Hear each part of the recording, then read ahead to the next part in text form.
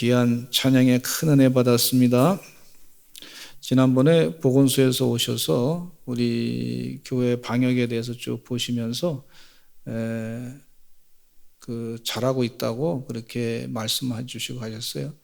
우리가 지금 예배 드릴 때는 창문을 다 열어놓고 환기를 잘 시키고 예배를 드리고 있기 때문에 거기서도 큰 문제가 없었고, 또 각자 손소독도 잘 하고 있고, 거리도 좀 띄어서 이렇게 잘 예배 드리고 있어서, 또 누가 어디에 앉아 있는지 다 확인이 돼 가지고 방역을 잘 했다고, 그래서 그냥 살짝 잘 이렇게 협조해 줘서 고맙다고, 그래서 살짝 지나갈 수 있게끔 돼서 감사합니다. 그렇게 하시고, 예배를 드릴 때 또 마스크 잘 끼시고, 우리 성도님끼리 대화 나올 때도 마스크를 잘 끼시고 그렇게 하시면 되겠습니다. 인사 나누시겠습니다. 기도와 예배가 답입니다. 천대까지 영원히 복받는 가문이십니다. 할렐루야. 하나님이 하실 줄로 믿습니다. 절망 중에 임하신 하나님. 근데 사실 하나님은요, 언제나 우리와 함께 하시는 하나님이십니다. 임마누엘 하신 하나님, 언제나 우리와 함께 하신 하나님이시다. 지금도 살아계서 역사하신 하나님이시다. 그 하나님을 믿고 우리가 살고 있습니다. 하나님은 지금도 일하시고 역사하시는데 우리가 잘 인식을 못할 때가 있어요. 햇빛이 하나님께서 아침에 뜨니까 태양을 딱 뜨게 하시고, 오늘 아침에 태양이 뜬다 의식적으로 그걸 본 사람은 별로 없죠. 그냥 떴으니까 해가 났구나, 환해졌구나, 그렇죠. 또 공기가 우리 눈에 보이지 않기 때문에 늘 공기를 마시면서도, 산소를 마시면서도 잘 의식을 못할 때가 있어요. 좀 답답할 때가 있구나, 그럴 때가 있고, 그래서 환기를 좀 시켜야 되겠다, 이런 정도의 생각은 하지만 늘 공기를 인식하고 사는 사람이 별로 없는 걸 볼 수가 있어요. 산소에 대해서. 하나님도 마찬가지예요. 하나님이 늘 우리와 함께 계셔. 근데 하나님이 늘 함께 계시는데 그걸 늘 인식하는 사람들이 별로 많지 않습니다. 근데 하나님을 분명히 우리와 하나님이 함께 하신다고 하는 것을 체험하게 하실 때는 절망 가운데 있을 때, 어려움 가운데 있을 때 하나님이 그 가운데 강하게 역사하셨구나. 이건 내 힘으로 할 수 없는데 하나님의 일하심 아니면 절대 될 수 없는 일이 벌어졌구나. 그럴 때 하나님이 그 가운데 임재하셨구나. 하나님이 나와 함께 하시구나. 분명하게 가르쳐주는 그런 역사적인 은혜 체험을 할 수 있게 하시는 것을 볼 수가 있어요. 성경 말씀에 보면 그런 하나님이 임재하신 사건이 참 많습니다. 성경 말씀의 기록이 다 그렇습니다. 근데 이 말씀은요, 제가 여러 번 반복해서 말씀드리는 것은 아는 내용일 거예요, 다. 그런데 또 반복해서 말씀드립니다. 성경 말씀 한 번 읽고 끝나지 않잖아요, 여러분, 성도님들. 이 진리의 말씀이니까 또 기억하잖아요. 근데 그 말씀 들으면 아는 거다 할지라도 또 힘이 나요. 하나님이 함께 하시는구나. 하나님이 은혜 가운데 역사하시는구나. 지금도 일하시는 분이시구나. 또 간증을 들을 때에도 야, 하나님이 거기까지 역사하셨구나. 그러면서 힘이 나는 걸 볼 수가 있어요. 여러분, 교회에서 예배 드릴 때 하나님 말씀을 듣고 영의 양식을 먹으시고, 우리가 매일 밥을 먹잖아요. 한 번 먹었다 그래서 그 다음 안 먹는 거 아니잖아요. 또 먹어야 돼요. 영의 양식을. 또 마찬가지입니다. 내가 예배 한 번 들었다 그래서 예배 끝이다, 그게 아니에요. 영의 양식을 계속 먹어야 될 줄로 믿습니다. 반복되는 말씀. 이 절기 가운데 보면은요, 매년 그 유대인들이 절기를 지킵니다. 6월절 절기를 매년 지켜요. 지키면서 하나님이 우리와 함께 하셨구나. 하나님이 역사의 주관자시구나. 그걸 새롭게 깨닫는 거예요. 우리가 절기를 지킬 때 매년 부활절 절기를 지킵니다.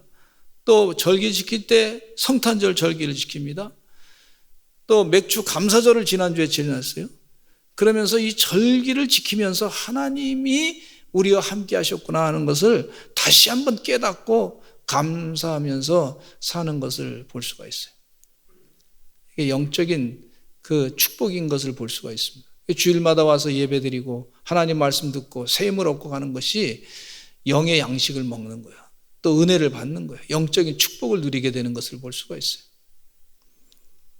지금 한국교회 상당히 위기라고 볼 수가 있어요. 또 힘든 부분이 참 많습니다. 다 아시잖아요. 하나님도 다 아세요. 그런데 그 가운데 하나님이 더 은혜 가운데 임재하실 줄로 믿습니다. 저는 개인적으로 우리 성도님이 어떨지 모르지만 개인적으로 하나님이 지금 더 큰 일을 하시려고 하는구나. 하나님이 우리 믿음의 성도들을 더 성장시키려고 하는구나. 성숙시키려고 하는구나. 더 믿음이 단단한 믿음이 되려고 만들려고 하시는구나.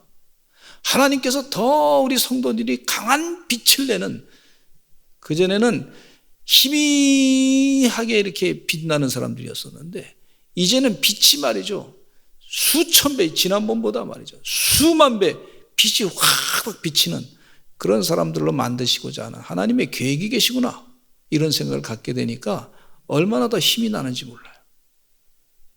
하나님께서 마음에 감동 주시기를, 이제 하나님께서 내가 직접 일할 거야, 더 강하게 일할 거야, 이제 교회가 100배의 부흥을 할 거야. 이거 누가 하셔야 되냐면 하나님 하신다는 거예요. 믿습니다.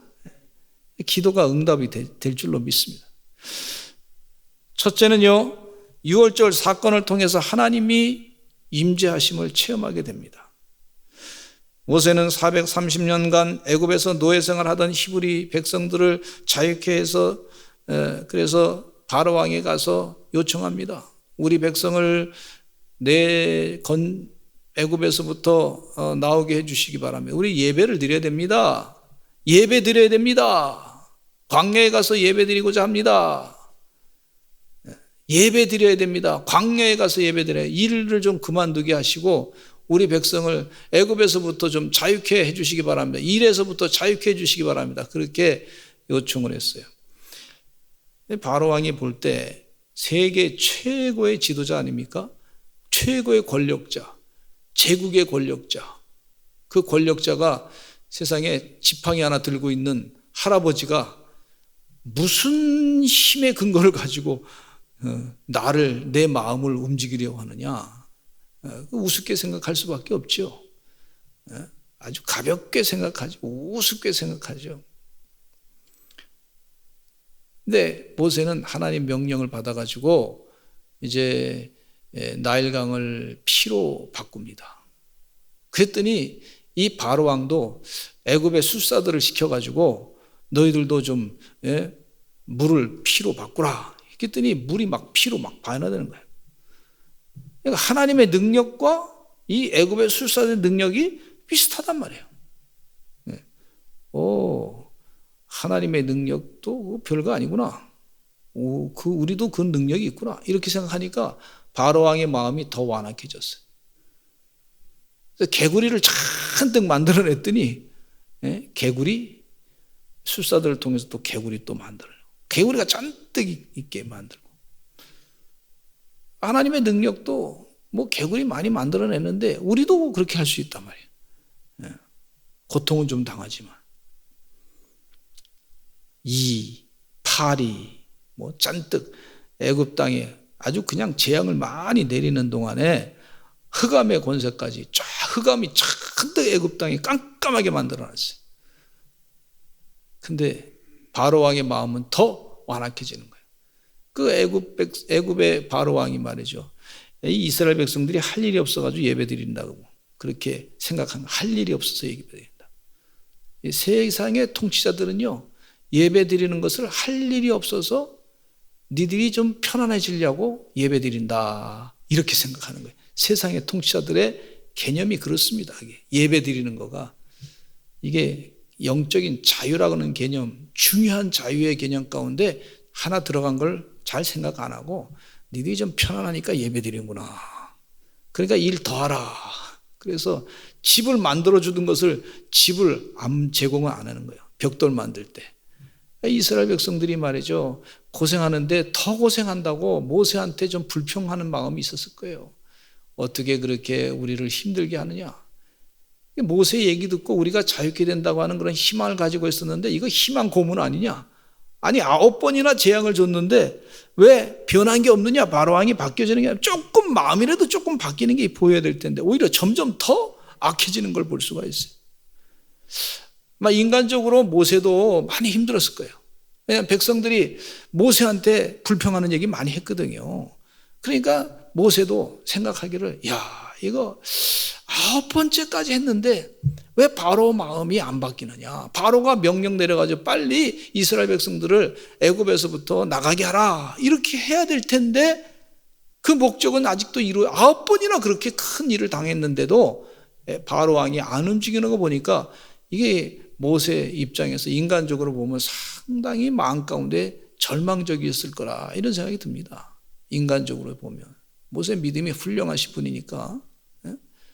그러나 믿음 가운데 아마 더 하나님을 의지하고 그랬으리라 생각하는데, 근데 마음 가운데 제가 볼 때는 9번이나 했으면, 여러분 생각해 보세요. 9번이나 하나님의 능력을 다 드러냈는데 세상에 바로왕이 안 바뀌는 걸 생각하면 아마 마음에 큰 좀 실망스러운 일이 있지 않겠습니까? 이런 절망적인 상황이 되었을 때 하나님은 모세에게 마지막 재앙인 장자의 죽음이라고 하는 재앙을 내리게 하는데, 고센 땅에 살고 있는 이스라엘 백성들에게는 양을 잡아가지고 그 양의 피를 문설주에다가 바르라 그러고 임방에다가 문 위쪽에다가 바르라 그러고, 그렇게 하면 하나님의 사자가, 심판의 사자가 그 집을 넘어간다, 그런 얘기죠. 그게 유월절 개념이 거기서 나오고, 애굽의 백성들에게는 그냥 장자는 그 애굽의 집에는 전부 다 장자를 다 죽인 것을 볼 수가 있어요. 심판하신 것을 볼 수가 있어요. 그래서 애굽 땅에는 곡하는 소리가, 슬픈 눈물의 소리가 잔뜩 들렸다 그랬습니다. 하나님께서요, 그 애굽의 장자의 재앙, 10번째 재앙을 내리고 난 다음에서야 이 바로왕의 마음이 우리 백성들 다 죽겠구나 걱정하고 있다가 이제 나가라, 그렇게 모세야 네 백성 데리고 나가라, 그렇게 그랬어요. 기분 좋은 마음으로 얘기하지 않았을 거라고 생각합니다. 기분 나쁜 마음으로 나가, 빨리 나가, 아마 그랬을 거예요. 근데 이 절망 가운데 하나님이 일하시는 것을 이 이스라엘 백성들이 다 체험하게 됐어요. 저는 북한 땅을 위해서 어렸을 때부터 기도 많이 했습니다. 하나님, 북한 땅에 복음이 증거될 줄로 믿습니다. 반드시 그렇게 될 줄로 믿습니다. 왜냐하면 우리 목사님들이 오셔서 그 설교 많이 했어요. 북한 땅에 지금 한 10년 지나면 열릴 줄로 믿습니다.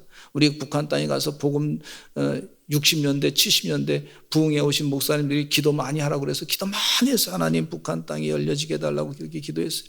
70년대에는 또 이 나라의 대통령 되신 분이 말이죠, 공동성명을, 무슨 7.4 공동성명을 내가지고 앞으로 한 10년 정도 지나면 우리가 북한하고 같이 손을 잡고 통일이 돼가지고 여행도 할 수 있겠습니다, 뭐 그런 얘기도, 희망적인 얘기도 했단 말이에요. 근데 뭐 그런 일이 안 이루어졌어요. 근데 80년대 이후에 90년대 되니까 고난의 행군 시대가 왔으니까 이 북한 백성들이 배가 고파가지고 힘들어가지고 저들이 어쩔 수 없이 개방할 수밖에 없을 거라고 하는 그런 정보를 많이 들었어요.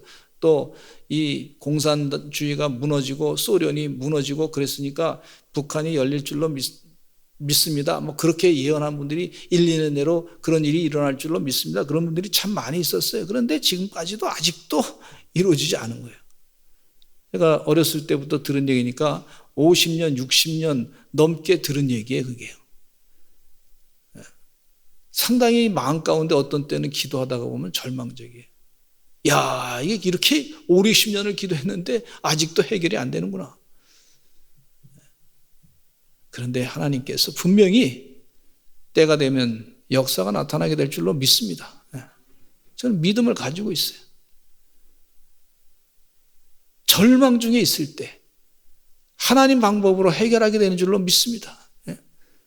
절망 중에 있을 때 하나님은, 그래서 우리 성도님들요 9번이나 하나님의 역사를 인정하지 않은 악한 지도자가 있어 절망 가운데 있다 할지라도 하나님의 살아계심을 믿고 하나님을 의지해서 하나님을 더 명확하게 체험하시는 믿음의 사람들 되시기를 간절히 축원합니다. 10번째 하나님이 또 일하신단 말이에요. 홍해를 건너게 됐어요. 두 번째 홍해를 건너다. 이 모세는요 출애굽해가지고 200만 명의 유대 백성들을 데리고 가나안 땅으로 갔어요. 밤에는 불기둥으로 낮에는 구름기둥으로 하나님께 인도하여 가는 길을 가게 되었는데 가다가 보니까 홍해가 앞에 놓였어요. 홍해가 앞에 놓였구나. 그렇게 보면 그냥 그런가 보다. 이제 건너가면 되죠. 어떤 방법을 가지고 뭐 배를 띄운다든지 뭐 그러면 되는데 문제는요 애굽의 군사들이 막 달려오는 거예요. 가만히 보니까 군사들이 말이죠 전차 600개를 가지고 600승을 가지고 그 600개를 가지고 막 달려오는 거예요. 이스라엘 백성들이 눈치가 빠른 백성들 아닙니까? 노예로 400년 살았으니까 눈치가 금방 들어오잖아. 야, 저 사람들이 막 달려오는 거 보니까 바로 왕이 명령 내리구나. 우리 또 죽이라고 그런 거 아닌가? 우리를 잡아다가 또 우리를 노예로 만들려고 하는 거 아닌가? 눈치가 빠른 사람들 아닙니까? 그러니까 눈치 빠른 이 이스라엘 백성들이 또 불평도 모세에게 하는 거예요. 아주 불평합니다. 불평. 이스라엘 백성들의 특기가 뭔가 그랬으니까 불평이에요. 불평. 근데 이스라엘 백성들만 불평하는 게 아니라 우리들도 말이죠. 하나님 앞에 어려움이 있으면 절망 가운데 있으면요. 절망적인 상황이 닥치면 불평하기 쉽습니다. 우리도 그렇게 불평할 수 있겠구나. 이스라엘 백성들이 어떻게 불평하냐면 출애굽기 14장 11절에 한번 읽어보겠습니다.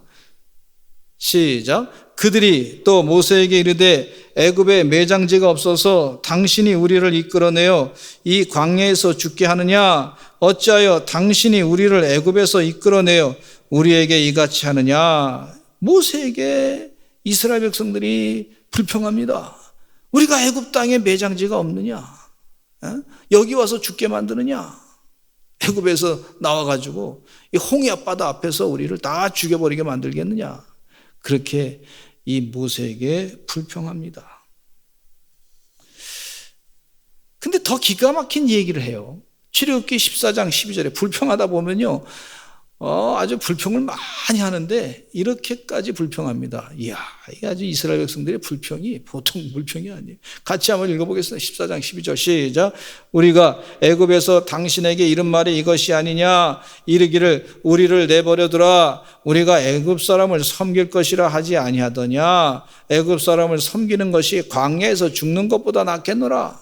아이고, 애굽에서부터 탈출했는데 출애굽해가지고 살게 했는데 믿어야 될 존재는 하나님을 믿어야 되는데 섬겨야 될 존재는 하나님을 섬겨야 되는데 지금 여기서 말씀하시기를 뭐라 그러냐면 이스라엘 백성들이 불평하기를 뭐라 그러냐면 우리가 차라리 애굽 사람을 섬기겠다 이렇게 얘기하는 거예요. 여러분 생각해 보세요. 애굽 사람을 섬겨야 될 사람들이 이스라엘 백성들이 아니잖아요. 하나님을 섬겨야 되는데 우리가 차라리 불평하다 보니까 그렇게까지 간 걸 볼 수가 있어요. 기가 막힌 얘기를 모세가 들을 때 얼마나 절망스럽겠습니까? 말씀 가운데. 댓글들 많이 나쁜 얘기를 막 써놓으면요. 교회에 대해서 막 비판하는 얘기 들으면 절망적이에요. 야, 어떻게 사람들이 이럴까? 모세도 아마 그런 마음을 가졌으리라. 그렇게 생각합니다. 하나님에 대해서 막 비아냥거리를 막 써내고 말이죠. 그렇게 했을 때 얼마나 절망적일까? 교회 지도자들이 얼마나 절망적이고 힘들었을까? 일반 사람들도 다 힘들어하고 절망적. 그래서 댓글 안 보는 사람들이 있잖아요. 근데 여기 말씀 가운데 분명하게 이스라엘 백성들이 불평하다가 하나님의 택한 백성이에요. 하나님을 그동안 섬겨왔던 백성들이에요. 그런데 우리가 애굽 사람 차라리 섬기겠습니다. 하나님 섬기는 것보다도 애굽 사람 차라리 우리가 살기 위해서는 어쩔 수 없지 않습니까? 그런 게 차라리 낫죠. 뭐 이렇게까지 얘기한 것을 볼 수가 있습니다. 이 불편한 마음, 절망적인 이스라엘 백성들을 바라보면 참 이 사람들을 보면 절망적이야. 하나님을 제대로 믿지 않냐니까. 그런데 모세가 그 절망 가운데서 하나님을 증거합니다.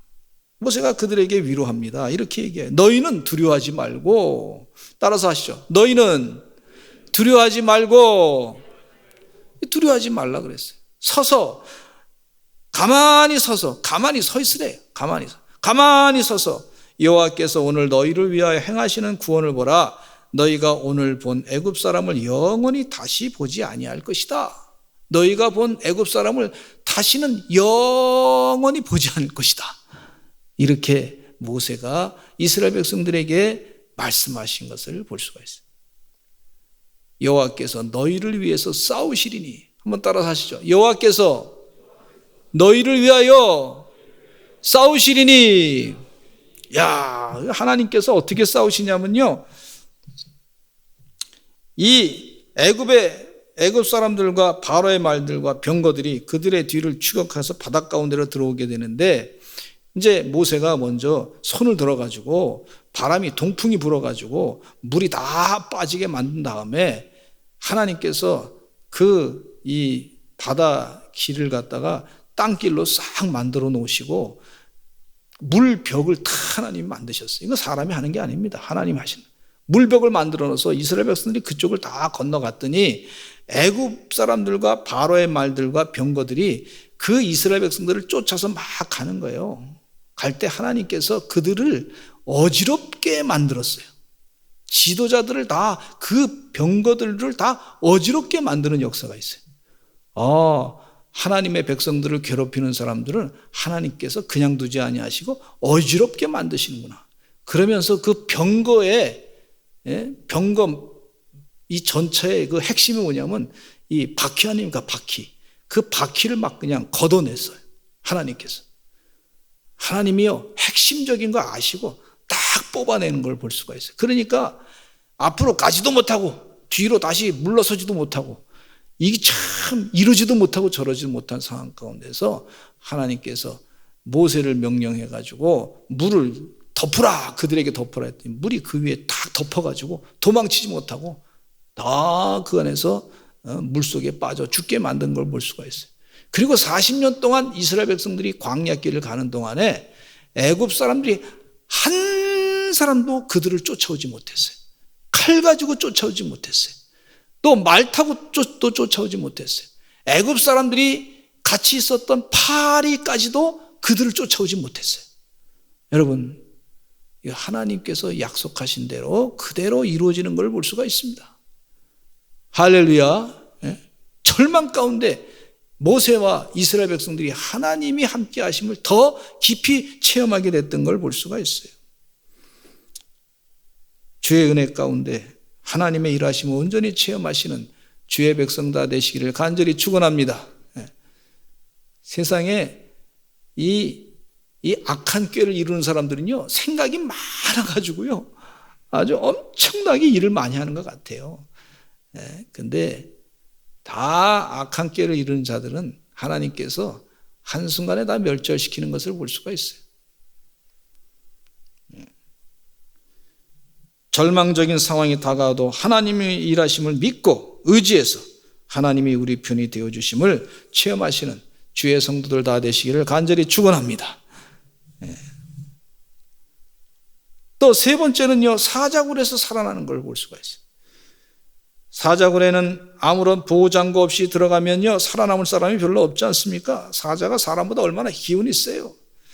다니엘은 그런데 사자굴에 들어갔지만 하나님께서 그를 살려주신 것을 볼 수가 있는데, 오늘 본문 말씀은 이 광경을 눈으로 본 다리오 왕, 바벨론의 다리오 왕이 하나님을 찬양하는 내용이 바로 오늘 본문 말씀이에요. 하나님을 체험하고 나서 이 다리오 왕은요, 상당히 이 정직한 사람이라고 볼 수가 있어요. 하나님이 하신 거지, 이건. 다니엘을 사자굴 속에서 건져낸 사람, 사자가 잡아먹지 못하게끔 막은 것은 하나님이 하신 거다. 솔직하게 그 왕이 역사 기록 가운데 그렇게 쓴 것을 볼 수가 있어요. 아주 다리오 왕은 솔직한 사람이라고 저는 보게 돼요. 사자굴에 들어간 다니엘의 상황은 절망 그 자체였습니다. 다리오 왕도 이 사자굴 속에 들어간 다니엘은 절망, 이제 죽었다 이렇게 생각했어요. 그런데 다니엘이 말이죠, 사자굴 속에서 다리오 왕이 새벽에 아침에 일어나서 다니엘아, 지금 내 소리 들리느냐, 그렇게 사자굴 속에서 있는 다니엘을 향해서 불렀어요. 그랬더니 다니엘이 이렇게 얘기합니다. 다니엘서 6장 21절로 22절 말씀에 읽겠습니다. 시작. 다니엘이 왕에게 아뢰되 왕이여 원하건대 왕은 만수무강하옵소서. 나의 하나님이 이미 그의 천사를 보내어 사자들의 입을 봉하셨으므로 사자들이 나를 상해하지 못하였사오니 이는 나의 무죄함이 그 앞에 명백함이오며 또 왕이요 나는 왕에게도 해를 끼치지 아니하였나이다 하니라 그랬어요. 하나님이 이미 그의 천사를 보내가지고 사자들의 입을 딱 봉했습니다. 다리오 왕이 그 얘기 들으니까 다니엘을 그동안 사랑했던 그 다리오 왕의 마음 가운데 얼마나 기쁩니까?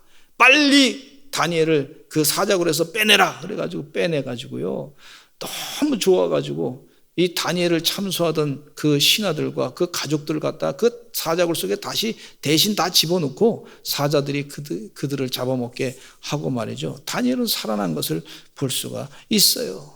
그 이전에도 느부갓네살 왕이 풀무불로 다니엘의 세 친구들을 이 불 속에다가 집어넣었을 때 금신상에게 느부갓네살 왕이 세운 금신상에게 절하라 했을 때 우리 절하지 않습니다. 그렇게 얘기했을 때 벌써 하나님께서 절망 가운데 있을 때 그들을 건져낸 그런 역사가 있었어요.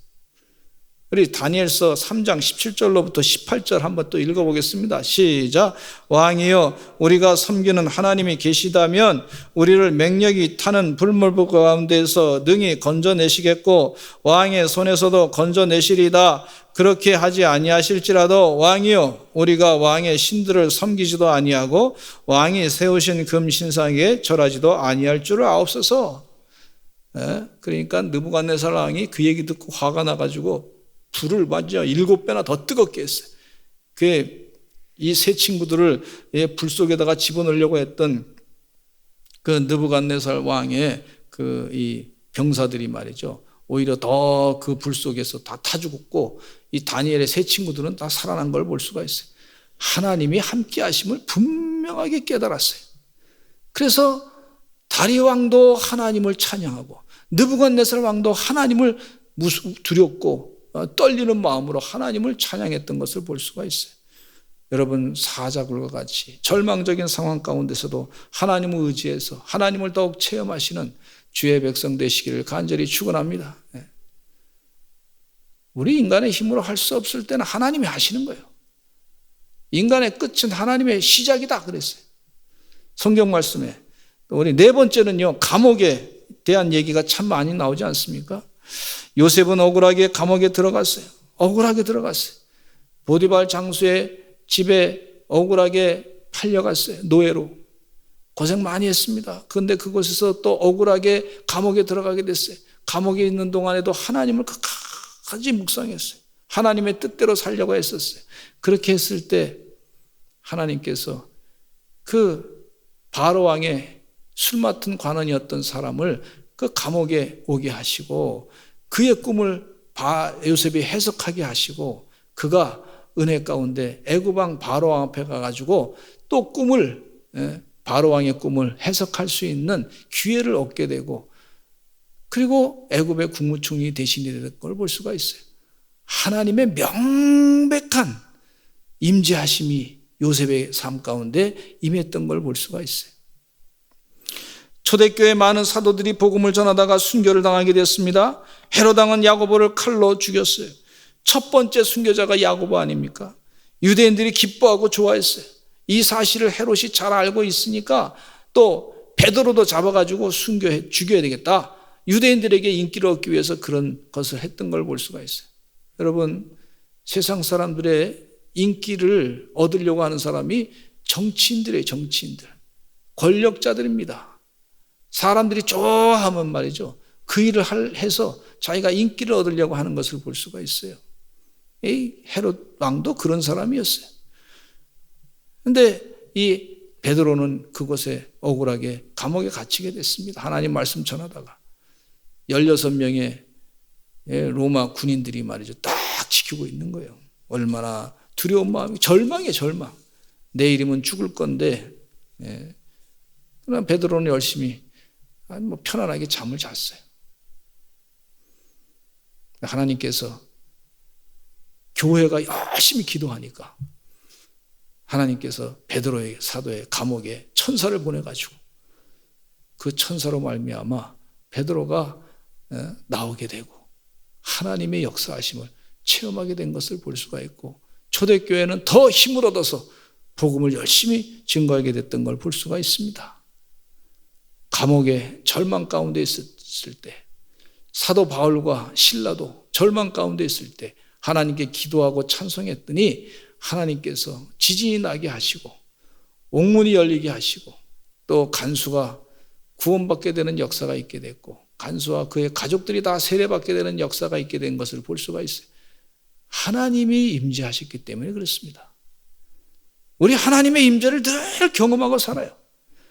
그런데 명확하게 또 절망 가운데 있을 때 더 분명하게 하나님께서 임재하시는 것을 체험하게 되는 줄로 믿습니다.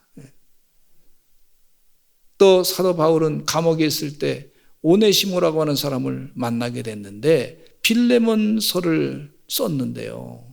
빌레몬에게 보내는 편지 가운데 뭐라 그러냐면 내가 감옥에서 낳은 아들이다 그랬어요. 감옥에서 오네시모를 전도해가지고 그를 구원시켰어요. 할렐루야. 놀라운 체험을 했어요.